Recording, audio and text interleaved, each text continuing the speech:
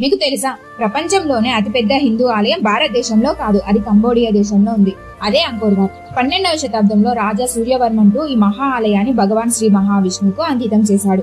ఈ ఆలయాన్ని 3 లక్షల మంది కార్మికులు 6,000 ఏనుగులు ఉపయోగించి నిర్మించారు. మొత్తం నిర్మాణం సుమారు 30 సంవత్సరాలు పట్టింది. ఆలయం మొత్తం 1.6 చదరపు కిలోమీటర్లు ఉంటుంది. 5 ప్రధాన గోపురాలు, మధ్యలో పెద్ద శిఖరం సుమారు 213 అడుగులు ఉంటుంది.